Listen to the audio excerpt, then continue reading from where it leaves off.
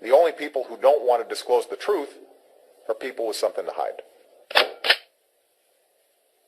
Mr. President, we head over to the East Coast for our final hangout of the day. We're really pleased to be joined by 3 new participants here.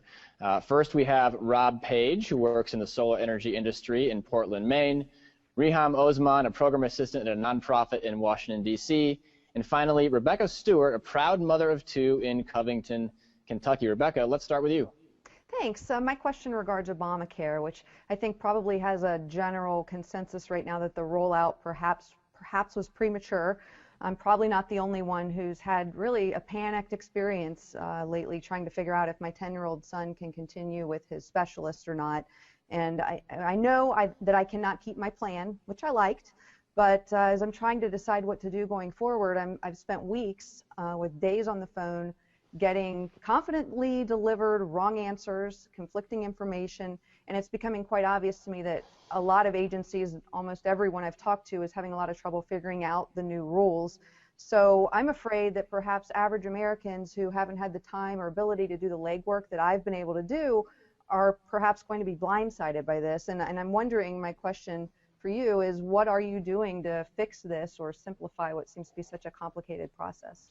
Well, Rebecca, first of all, it sounds like you were in the individual market, so you already had some sort of insurance plan, and so your concern is in terms of this transition, how does it affect you and your kids?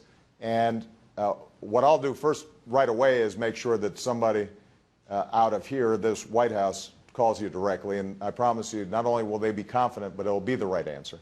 Thank you. I need that. But more generally,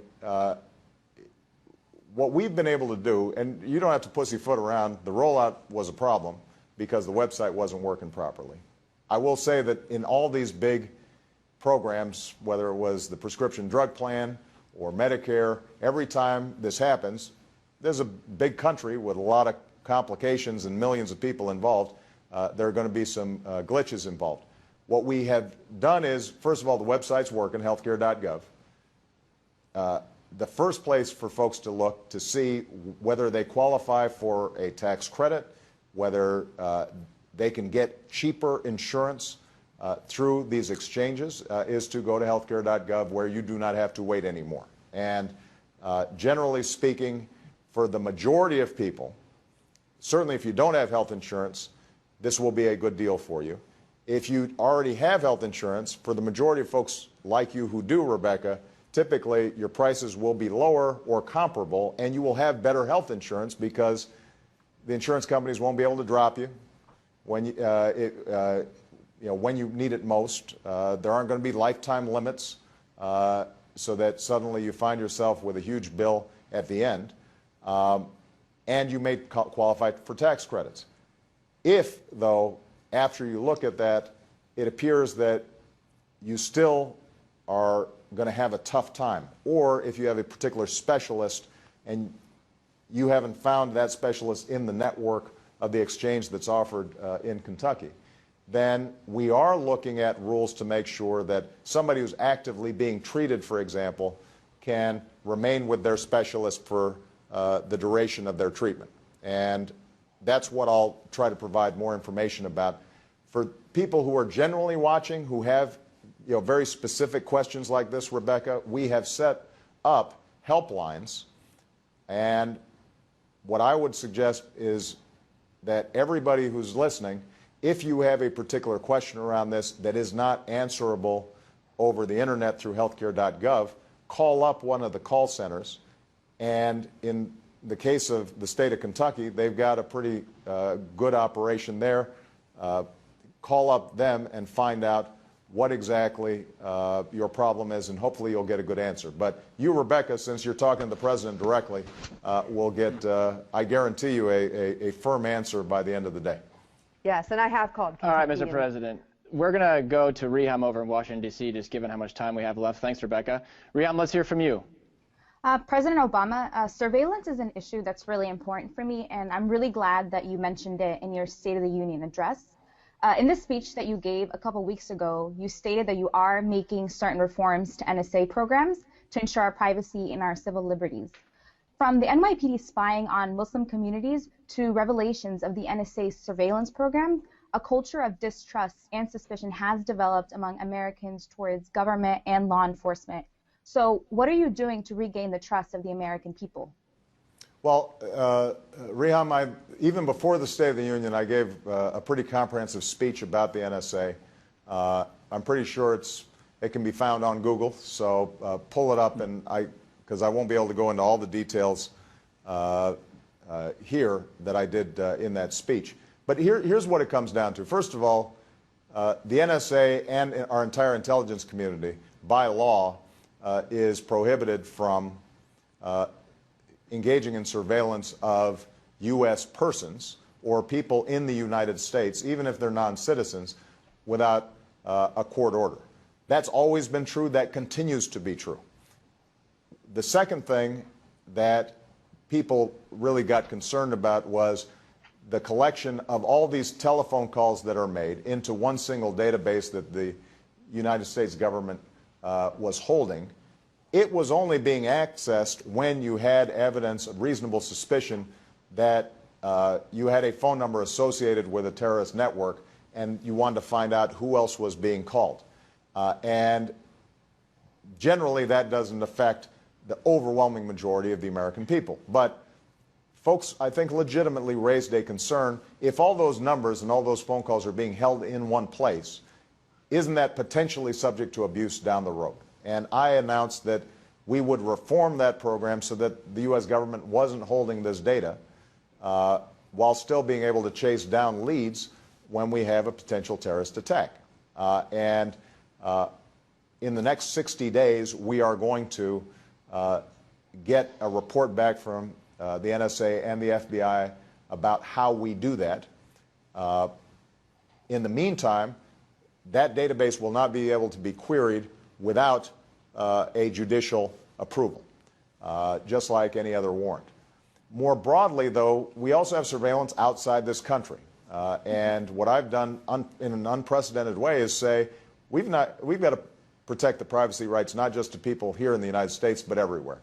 And if you're an ordinary person, wherever you live, you should have some assurance that all your information is not somehow being gathered and sifted through. And we've set up rules to do that. But trying to find this right balance is difficult.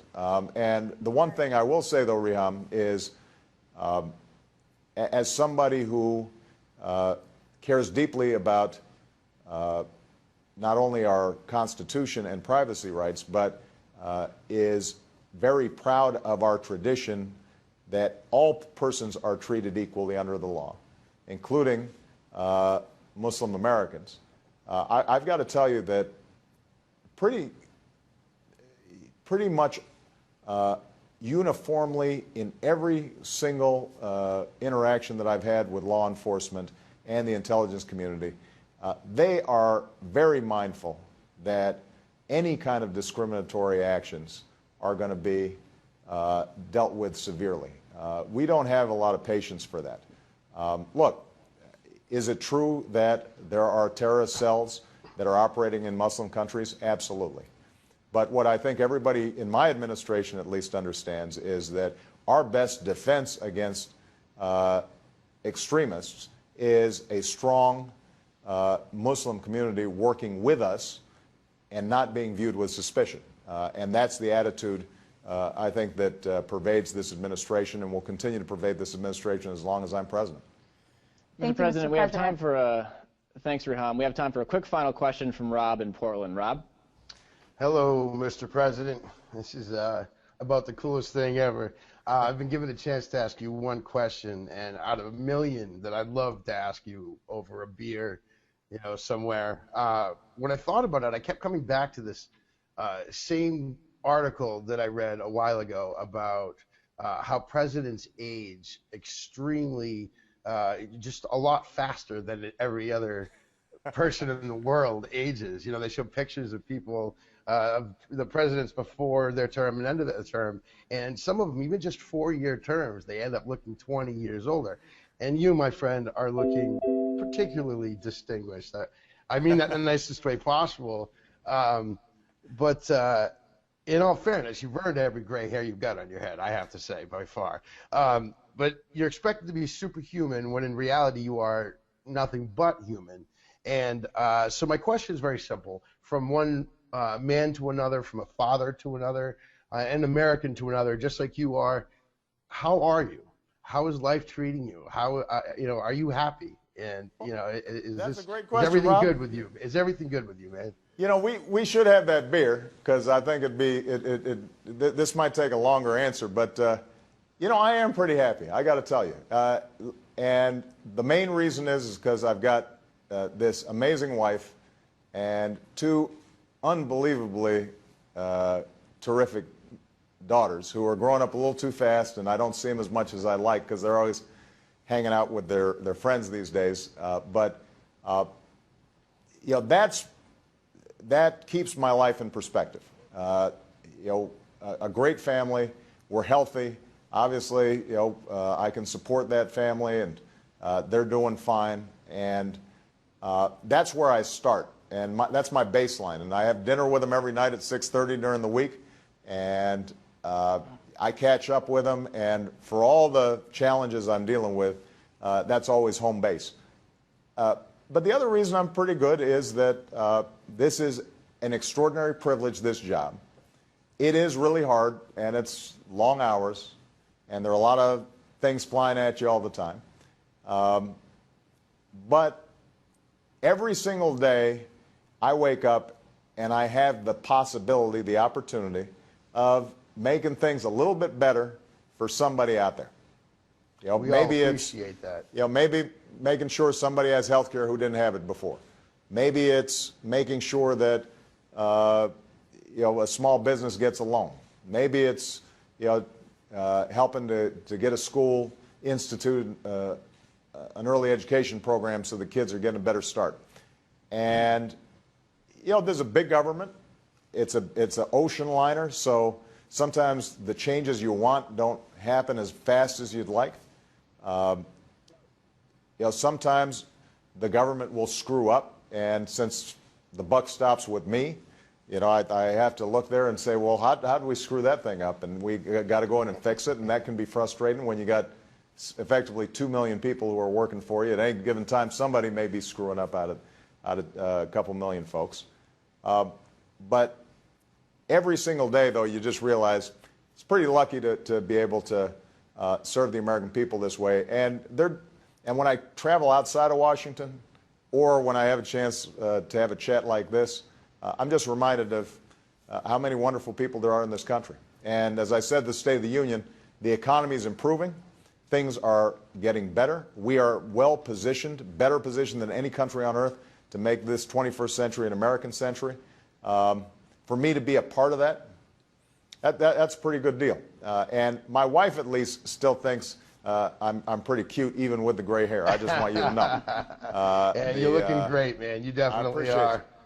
All right, man. Thanks very much, man. Thank you, Rob. I think that's all the time we have today, Mr. President. Thanks a lot for joining us on behalf of all of us here at Google and YouTube, and of course everybody who joined us today.